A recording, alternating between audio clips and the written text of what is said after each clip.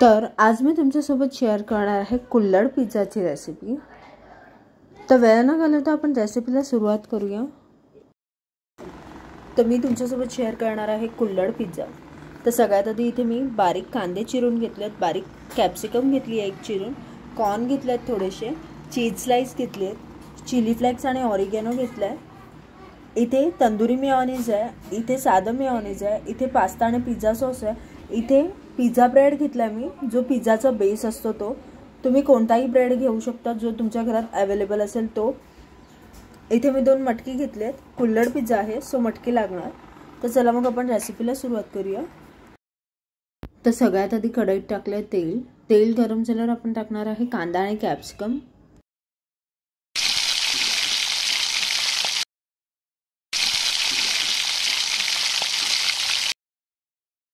आता टाकूया corn, pasta आणि पिझ्झा सॉस, मेयोनीज, साधं mayonnaise, oregano, chili flex,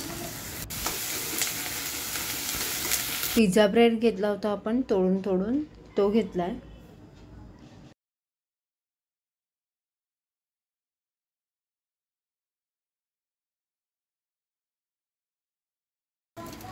cheese slice टाकले,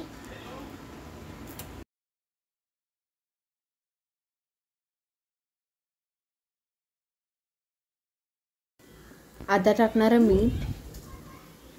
तर आपलं हे आहे रेडी। तर आपण आता पिझ्झा बनवूया।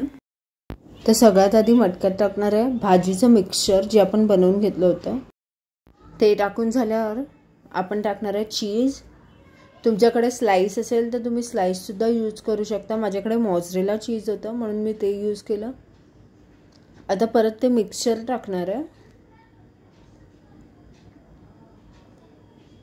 आणि वरतून टाकणार आहे परत चीज।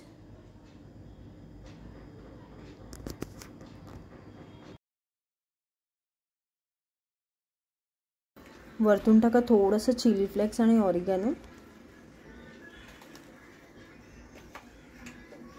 तर इथे सगळ्यात आधी प्रीहीटला कढई ठेवली होती, इथे टाकलंय मीठ। माझ्याकडे जाडं मीठ होतं, जाडं मीठ टाकलंय, तुमच्याकडे बारीक मीठ असेल तरी चालेल। तर याला फॉइल पेपरने कव्हर करून ठेवणार आहे। एक मी तुम्हाला कढईत ठेवलेलं दाखवते आणि एक ओव्हनमध्ये ठेवलेलं दाखवते। फॉइल पेपरमध्ये कव्हर करून 7 ते 8 मिनिट ठेवणार आहे, मग आपण बघूया। ओव्हनमध्ये ठेवले 2 मिनिटांसाठी। माझ्याकडे हे भांडं होतं कव्हर करायला सो मी त्याच्यातच कव्हर करून ठेवले। तो ओव्हनमधला पिझ्झा झालाय, आपण बघूया किती चीजी दिसतोय। तर हा कुल्हड पिझ्झा आहे रेडी, बघू शकता तुम्ही। तर तुम्ही बघू शकता हे सुद्धा मेल्ट होत आहे, ऑलमोस्ट होत आले, पण कढईपेक्षा ओव्हनमध्ये लवकर होतं। तर जर तुमच्याकडे खूप टाइम असेल तर कढईमध्ये करा, नाही तर ओव्हन असेल तर बेस्ट आहे ओव्हनमध्ये करा। तर तुम्ही बघू शकता खूपच सुंदर दिसतंय। हा ओव्हनमधला आहे आणि हा कढईमधला आहे, दोन्ही खूप सुंदर झालेत, पण ओव्हनमधला लवकर झालाय, कढईमधला थोडासा टाइम लागतो, पण चांगलं होतं, बेस्ट होतं। तर तुम्ही दोन्ही रेसिपी ट्राय करा।